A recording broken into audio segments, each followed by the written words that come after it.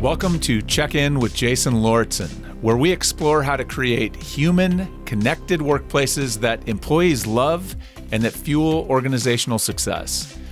Each week, I invite someone who is leading the way in this work to join me for a conversation to help educate and inspire us. Now, my guest today is Steph Ryter. Steph is the creative culture leader at Arity, a mobility data and analytics company founded by the Allstate Corporation in 2016. In her role as creative culture leader, Steph focuses on creating an environment where employees feel valued, supported, and inspired. Now, I first met Steph through the Employee Engagement Awards a number of years ago, where I learned about the incredible work that she and the Arity team are doing around engagement and culture and so much more. It truly is inspiring. And that's why I invited her here today to chat with me about some of that great work and what we can learn from it. So, Steph, I'm so grateful you're here. Welcome to the show, and thanks for joining me. Thank you so much. It's nice to be here. And I just appreciate we met so many years ago and have connected. It's really cool to be able to do something like this just to talk about something we're both passionate about, is like our people. Absolutely.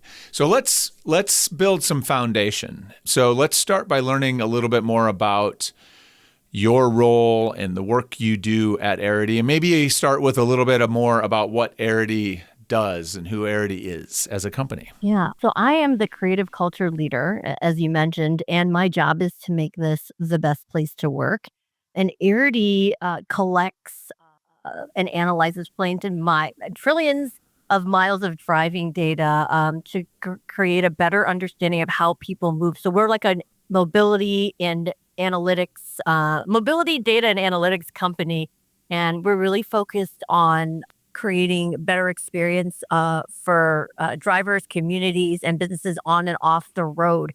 And it's interesting. I want to make sure that, I share this, that, Arity has the world's largest driving data set that's tied to insurance claims corrected through mobile devices or in-car devices, even vehicles themselves. And Arity derives insights from those unique devices that helps us understand and predict driving behavior at scale.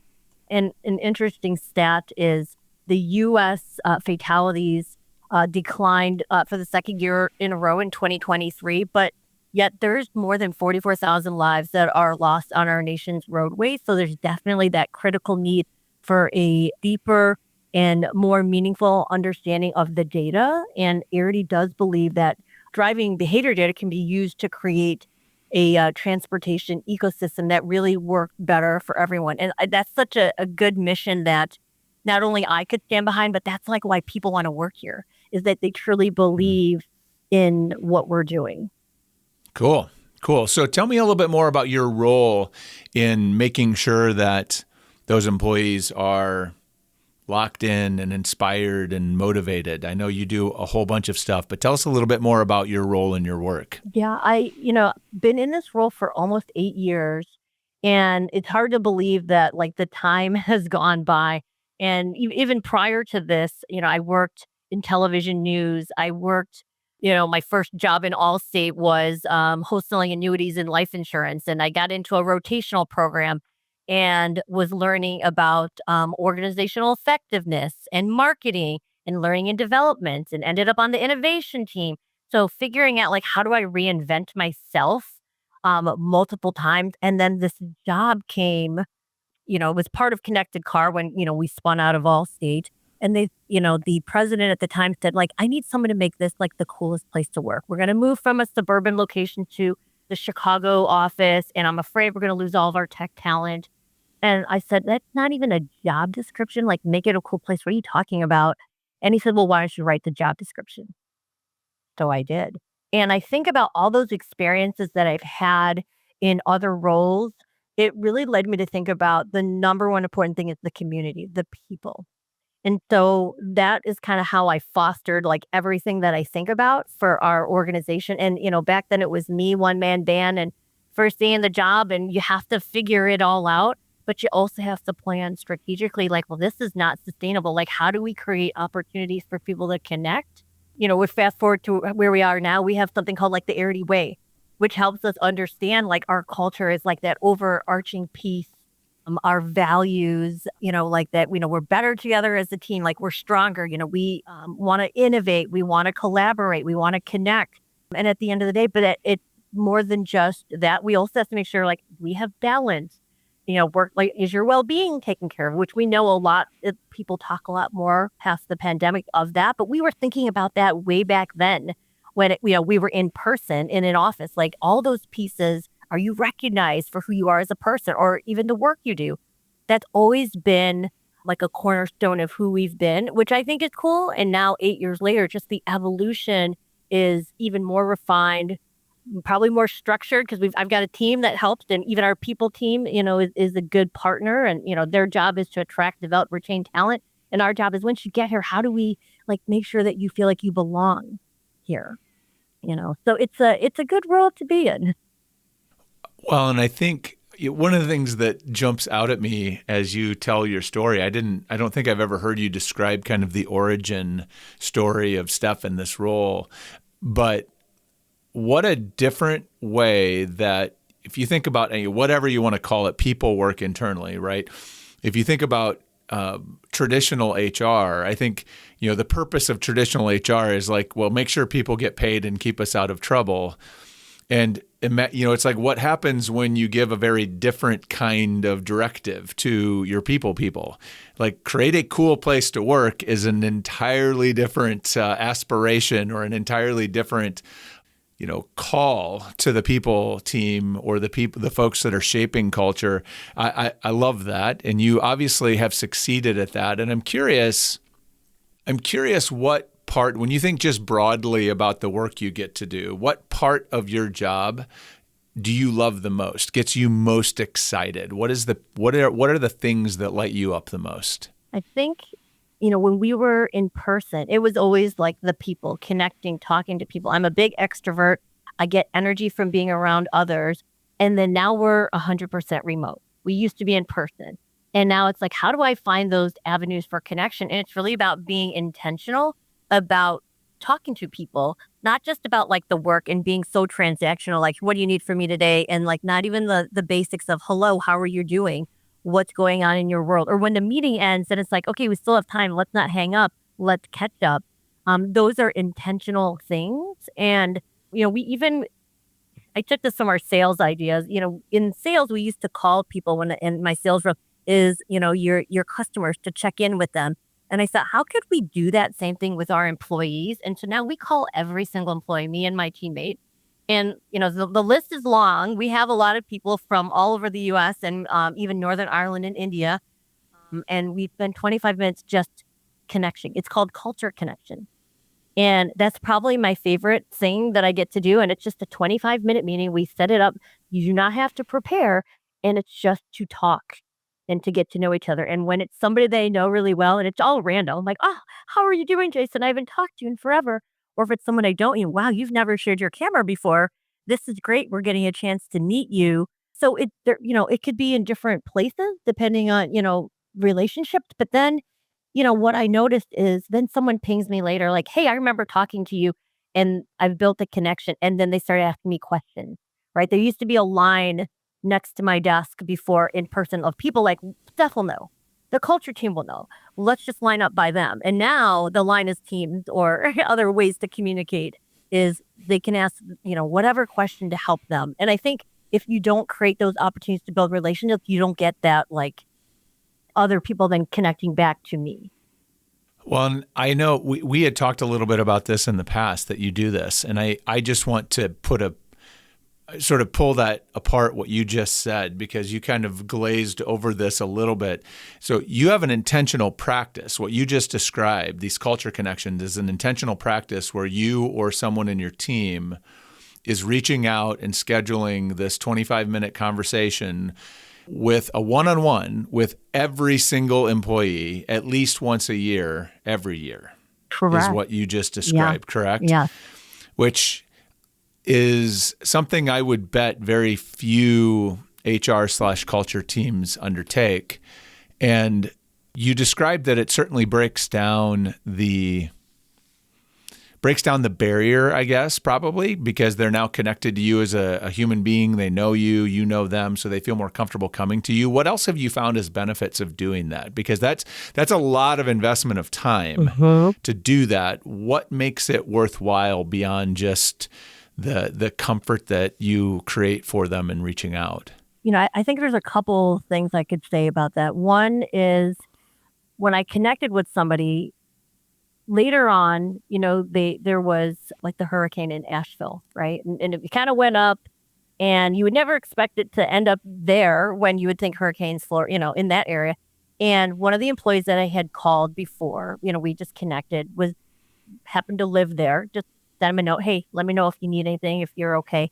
And they had said, wow, I'm so grateful that you reached out because I'm not okay. There are things going, like we don't have power. We don't have like the basic necessities. And we just kept connecting.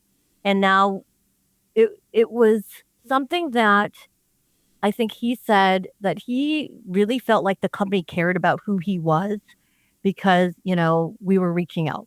And it really started with a call of like, our people call and then our connection call. And now we met yesterday, just coincidence, that we have a reoccurring meeting, and it was just to connect. How are you doing? What's going on with the community?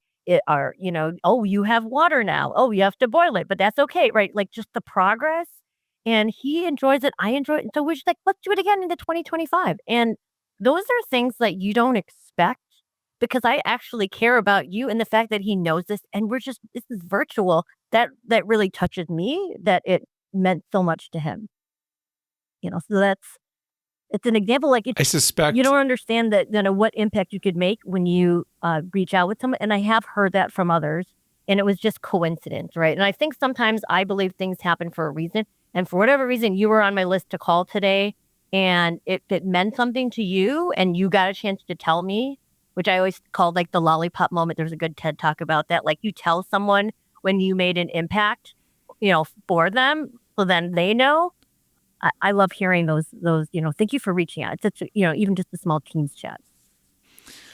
Well, and I suspect that there's probably all kinds of reverberations that happen. And I think one of the things I think probably part of the reason your work resonates so well is that you and by extension others within the organization are like you're doing the work. I think so often we talk about checking in on employees, we talk about caring for employees, we talk about a lot of things, but we're not doing the real work to really connect, right? Unless it's, you happen to reach out with some kind of problem and then we're going to have a conversation, but it's really, you need something from me, so we're going to problem solve and we have a conversation. But that's different than, hey, I just want to check in with you to see how you are and learn a little bit more about you and learn about your experience and introduce myself.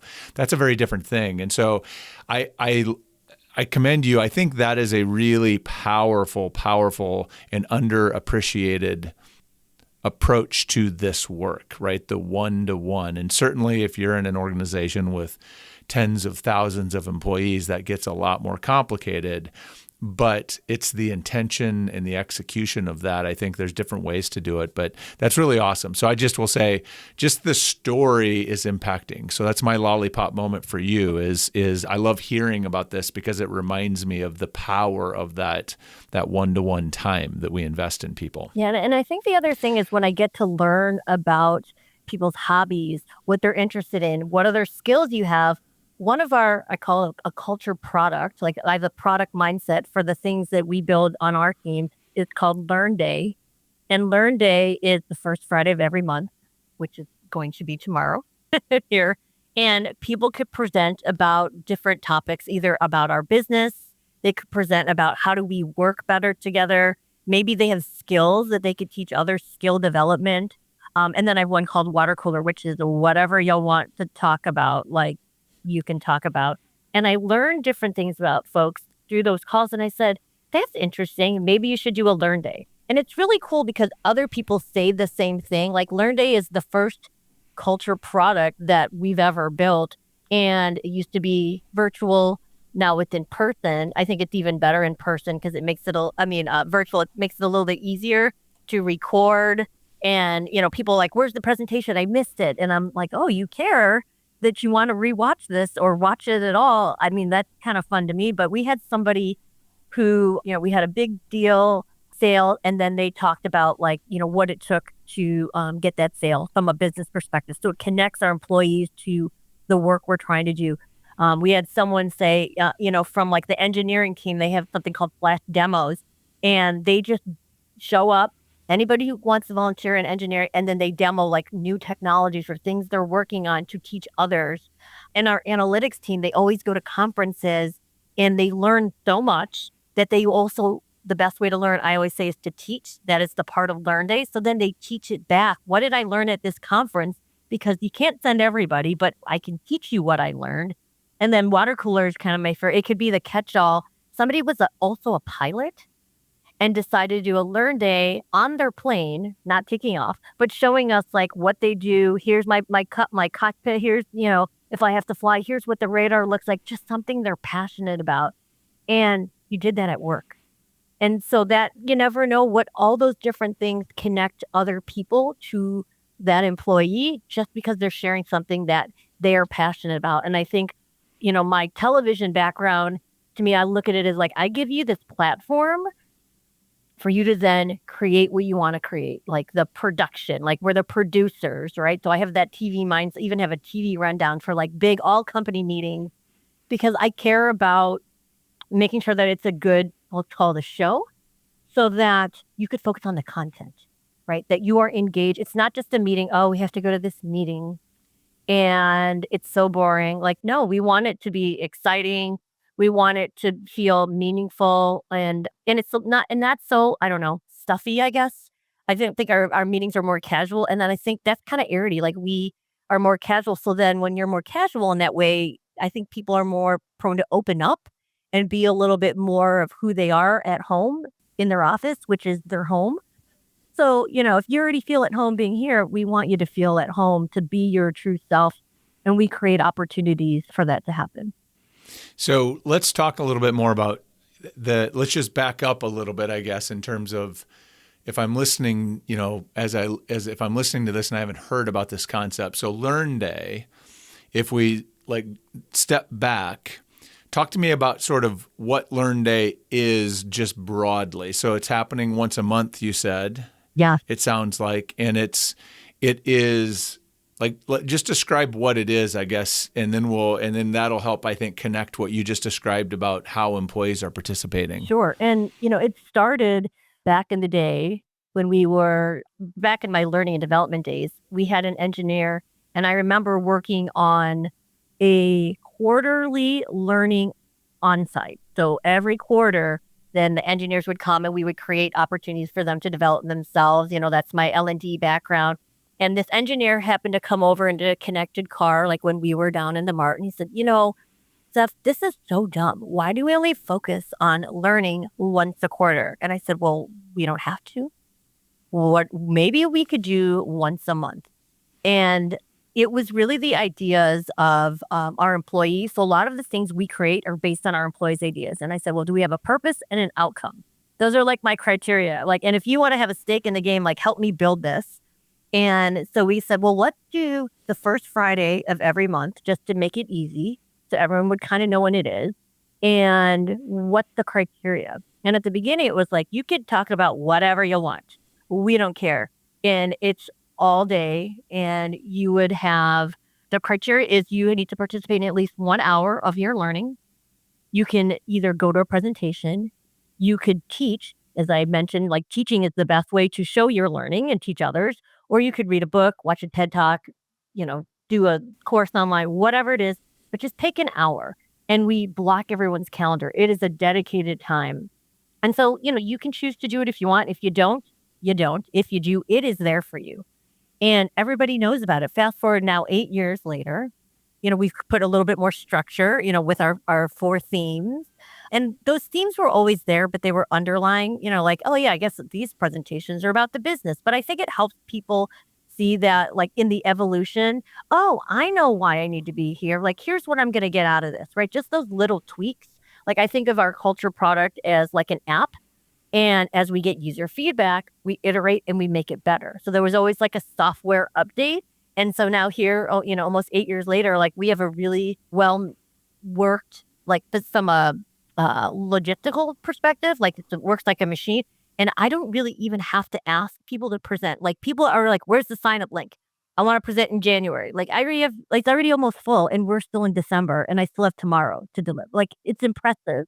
Let me break that down a little bit then. Just I'm curious. So what does tomorrow look like if I'm an employee at Arity? Is there Yeah. just an hour of stuff that I can go to? Is it a whole day of things? Am I still like what is that? What is my opportunity as an employee tomorrow on Learning Day? So tomorrow, we have a bunch of 30-minute presentations. We'll call it 25 presentation because we'd like to give you the 5-minute break between the next.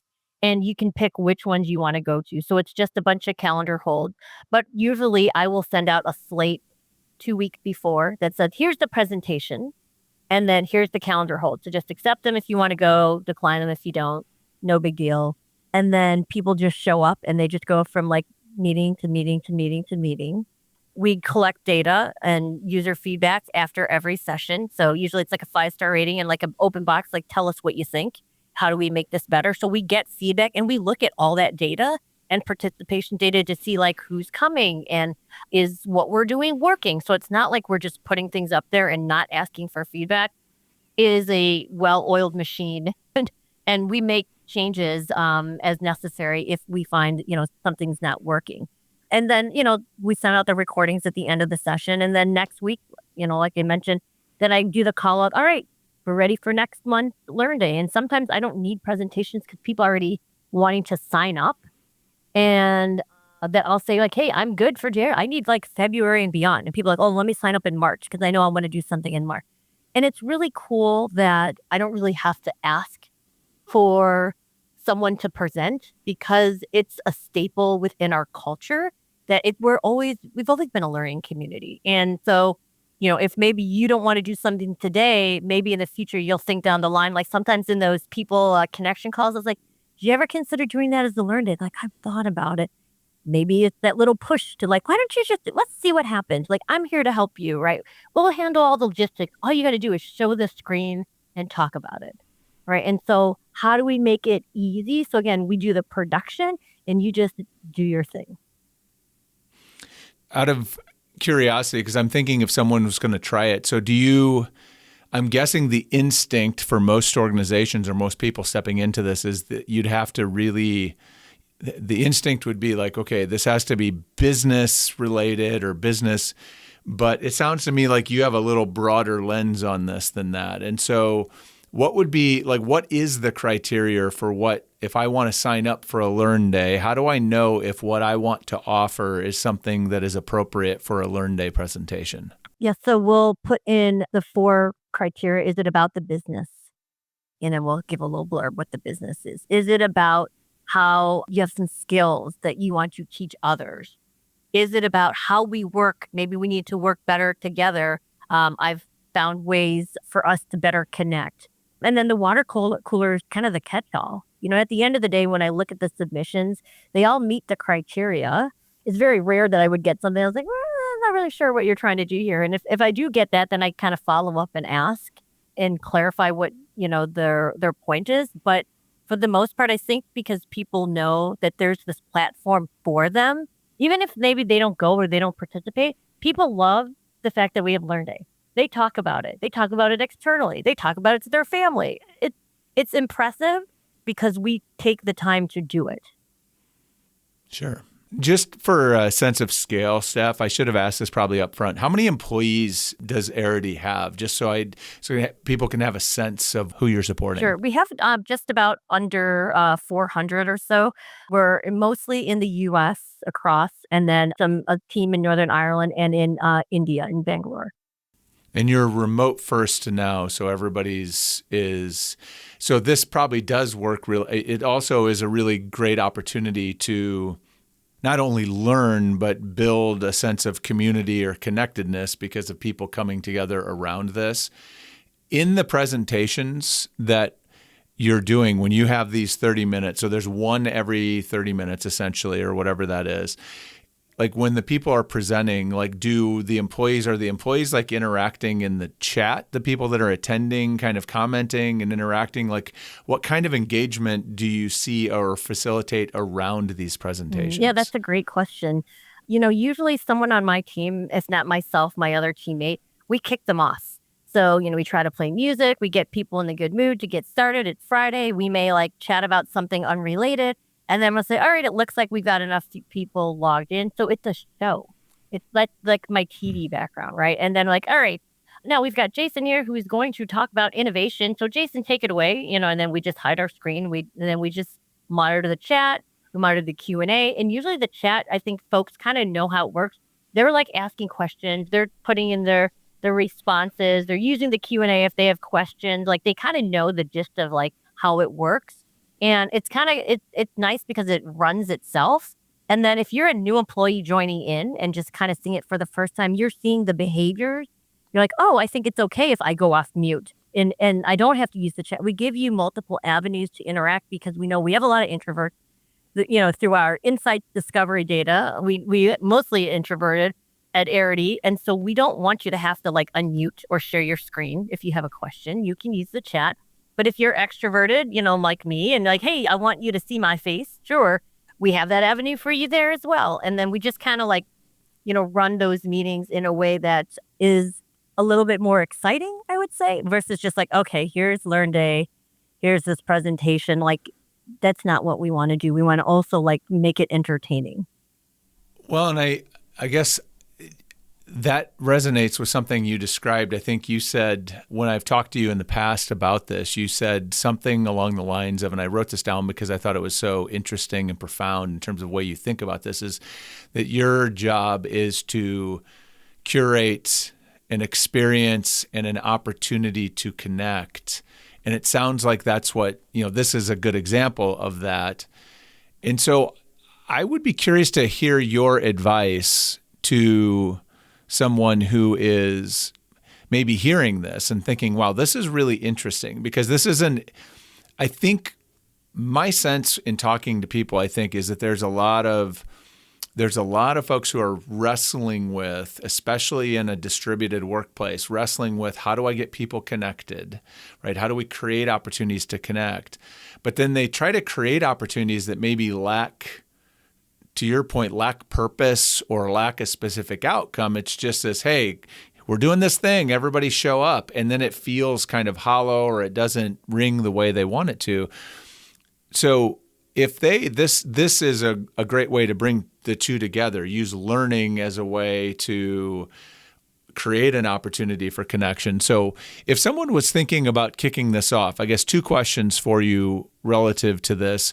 One is, how would you suggest that they pitch this or propose this idea to get some support or to garner some support to try it? And what would an experiment or a pilot look like, do you think? Maybe where would they start?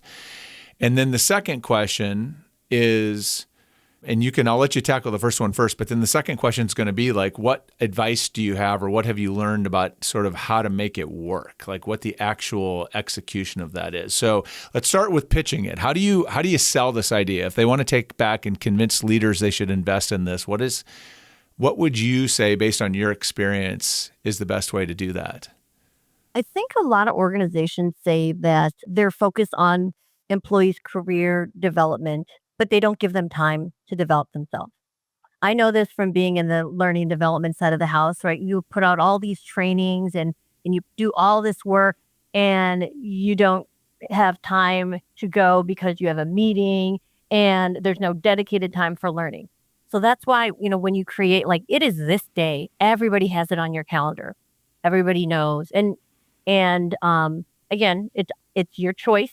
If you decide, I can't make you do anything, but we can try to create the opportunity for you to come. And like I said, if you build it, they will come, but you have to curate that. And so that curating piece is when I first started this. And I remember I pitched it to our president, Gary Halgren. He was like, okay, you're going to try this? And I'm like, yeah. And basically I needed like 5 friends. that was like, who can I ask to help me make this happen as the presenters? And I said, here are my presenters. Here's what I'm going to do.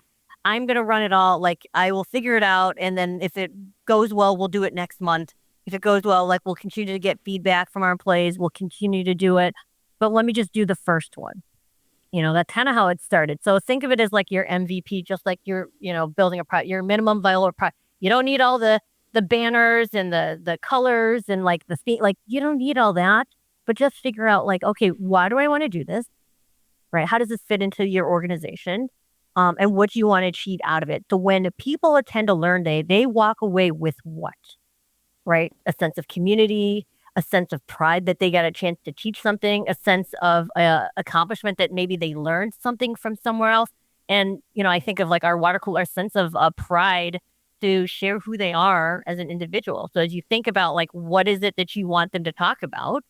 I feel like those buckets kind of resonate with Arity.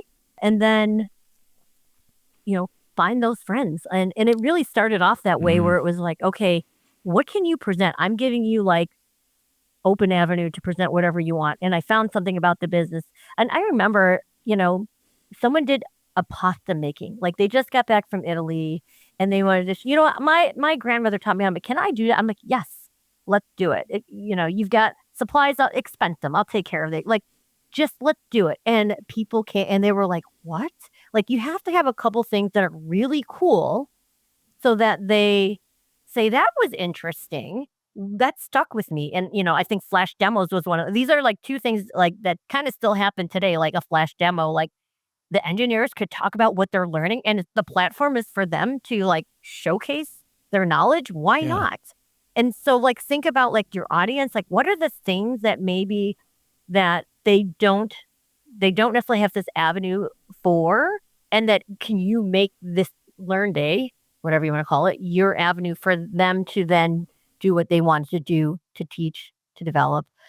As you're talking, I'm thinking like this, the pitch of it is so interesting because it's like, let's do it. It could even be, like you said, if you find 4 or 5 people, you're talking about 2 hours, 2.5 hours, right? Total. And so, the overhead for it is incredibly low. You already probably have the tech in place. You have to sort of do the legwork to do it and promote it.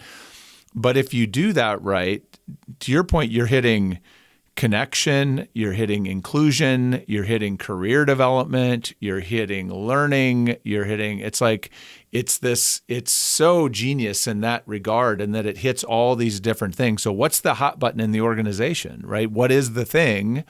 It's probably connected to that. And so you should be able to use that. So any quick, just as last tips before we transition, I want to tap into your kind of TV background here. So as you are prepping people, because I'm assuming that's probably the hardest part at first, especially that first group, to get them to agree to do this in front of their peers. It's a brand new thing.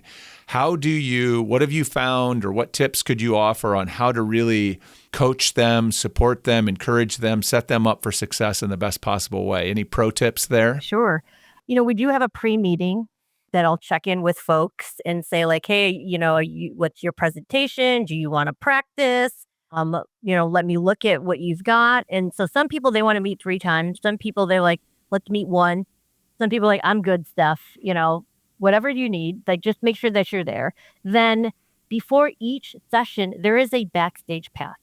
The backstage path is the pre-meeting that no one else is invited to but the presenters. So that gives them a chance to calm down. They may be nervous. They get to practice sharing their screen, like the logistics of things. Sometimes, like I want you to be able to feel comfortable. You could focus on the content. So you create this buffer space for them. And what's interesting is we use the backstage pass, not just for Learn Day, but every major all company meeting that we run. So whether it's our big all company global recognition meeting, there's a backstage path with all the presenters. And that is like the biggest meeting with multiple presenters. So everybody knows here's the flow, here's what to expect, here's what to do. Even our senior leaders, they know what I didn't get the backstage pass link. I'm like, here you go. Like, let's, everybody does. It doesn't matter what level you are. We all want people to feel safe and comfortable to do their best. And for some, like presenting like this isn't their first, like especially our engineers, like it's not their favorite thing, but they are happy to do it because they want to talk about the content. So it's also development of presentation planning for them, which I think is really cool. So it's a lot of that behind the scenes stuff. And I think people just assume like, oh, let's just set up the meeting and then we'll show up. And then you're like focused on, oh, the tech isn't working. Like that's such a waste of company time. And I've always thought that, we used to do this like I had a TV rundown for when we were in person, and when we went remote, I'm like, oh, the TV rundown still works. Like, here's the backstage pass. Here's when you're getting mic. Now it's like, here's the backstage pass. Let's check your audio. It just correlated nicely. But I think, that's just that unique perspective I bring coming from 6 years of television Sure. news. But it makes a difference that it's almost like when it isn't there, people are like, how come we didn't prepare and plan? And then, people, the feedback we get is, wow, the culture team really runs good meetings. Like, that's great to hear. It is. It is. And I think I would say you don't necessarily have to have, well, not necessarily. You don't have to have worked in TV to pull that off. I think what I'm hearing from you is it's all about preparation, and it's all about allowing people an opportunity to work out the kinks in advance, right? That's why, I have a pre-conversation prior to doing a podcast interview so that we can chat and talk through the things that would otherwise potentially get in the way to make this conversation go smoothly. It's just a little bit extra investment of time to make sure that when you do it, you nail it. And so thank you for sharing all of that. It's awesome. It's such an awesome practice and program, and I really appreciate you being willing to kind of let us get behind the curtain a little bit on that. So a couple more questions for you before I let you go. One is, I'm curious, what is a challenge or obstacle that you're wrestling with right now in your work? I think, the fact that we are 100% remote, we are intentional about creating products to connect folks. There's still that need of human connection. And, this year, all the departments got a chance to come in person. Some never met in the 4 years since they'd never met. So, I got to be part of some of those on-site, which I think is still important. And in the research that I've seen in just the last couple years, there have been other companies that create dedicated people to just focus on that in-person connection. So it's not like if we were going to come in person, I'm not going to sit here next to you on a desk and be on another like Teams or Zoom call. That's a waste of time and commuting. I would rather, be there and not have those meetings. And the meetings are about face to face. Like, what could we solve together? What could we experience together? And then, maybe have a little fun like we used to, like, let's go grab dinner after, or like just those basic human need. I think sometimes people forget. So we have to kind of figure out what does that look like on a bigger scale. And again, last year, this year, we're just kind of figuring it out. So it's something I want to try to tackle more next year. How do we, like if teams are there together, different departments, but they didn't know that each other was there. Like, how do we make that magic happen? Like maybe it's just some coordination. And I don't think it's hard.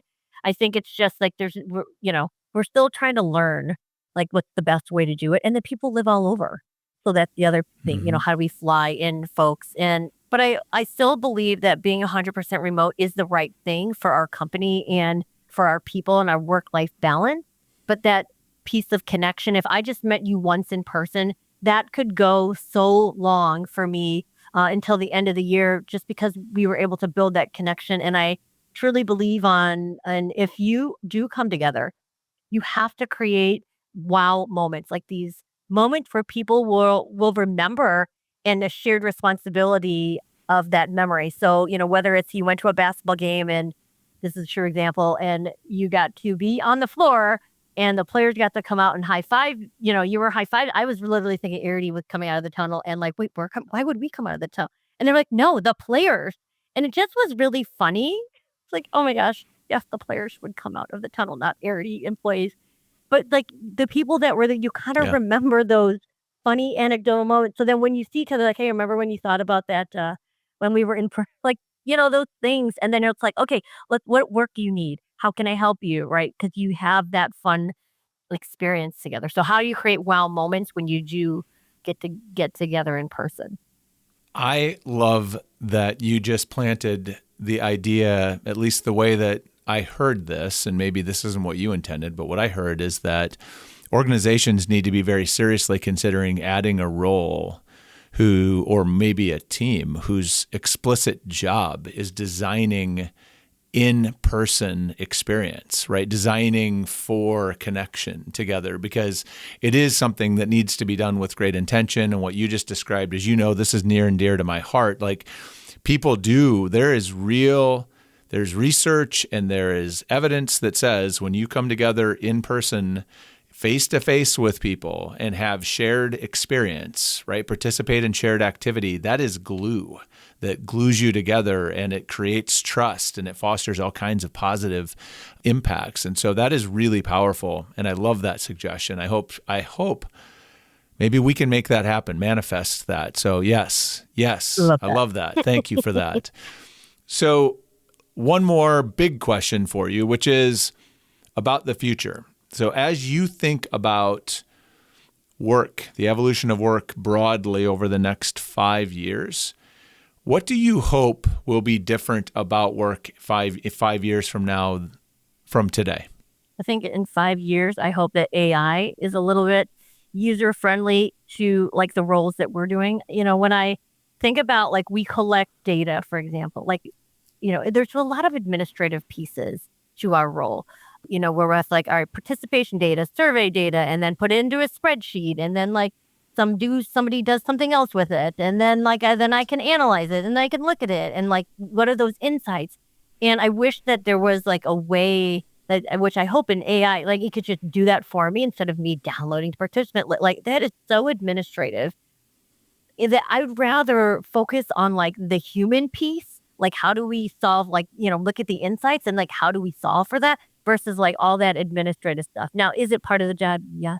But could AI make it better? I hope so. Because it's what would I say? It's not my favorite thing to do in my job, but it is such an important piece to do in the job. And I know for some folks, like they love all the data and they love pulling it. But it's like, well, now you also have to present it, and now you have to synthesize it. And I think, everybody has different strengths, but like, how could AI help us in all those aspects? Maybe it's even coming up with like, here's what we noticed with employees in the meeting. We noticed that the engagement level went down. Like, how cool would it be if then AI could then prompt us as the facilitator to notice, hopefully no one's sleeping, but like, there's engagement, no one's participating, like, wouldn't that be so cool? Like if it could do something like that, and maybe it's going to happen. Maybe. I like the aspiration though to think about how it can how this new technology can supplement or sort of amplify our ability to do our work, especially around like one of the things that I have had bubble up in some conversations talking about AI is that like one of the potential possibilities of AI is to help us human better. Because of it's not going to forget. We forget stuff all the time, but it can be a reminder. It can see things or notice or sense, just like what you suggested, and then say, "Hey, you might want to check in on this person because this is what we're seeing or observing." And so, yeah, I think there's a ton of really great opportunity or potential there. So, thank you for that. Thank you for that hopeful vision that hopefully is headed our way. It's a great thought partner, if anything. Yes. No, well, yeah, absolutely. Absolutely. Well, as we wrap up, as we tie up our time together, I want to check out with you now quickly. So in one word, how are you feeling right now as we wrap up our conversation? I'm excited.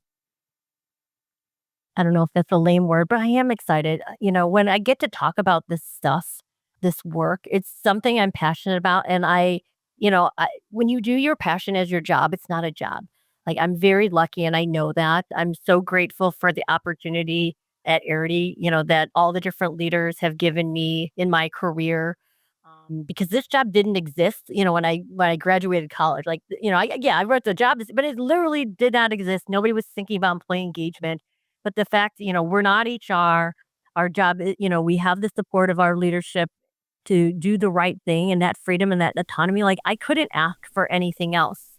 And that we get to try to test things out And if it doesn't work, then we just kill it and iterate on try to find something else. Like, there's organizations that say you should do that, but then they don't really let you. Our organization lets us try new things all the time. And I think, kudos to Arity and the leaders that we have that created this environment. But I want that for everybody, not just, not for me. I want everyone to feel that way. Indeed. And my one word is inspired. For me personally, it's really energizing and inspiring to know that there are organizations out there like Arity and people like you that are blazing a path and creating making it possible for others to follow sort of what you are doing. And so no surprise that Arity has literally a page worth of workplace awards for engagement and inspiring workplaces and diversity and inclusion and all the other things. So no surprise there. So thank you for your work, Steph. And if someone wants to connect with you, where's the best place for them to do that? They can find me on LinkedIn. If you look, it'll be Stephanie Garcia Ryter. Got a little bit of my maiden name in there.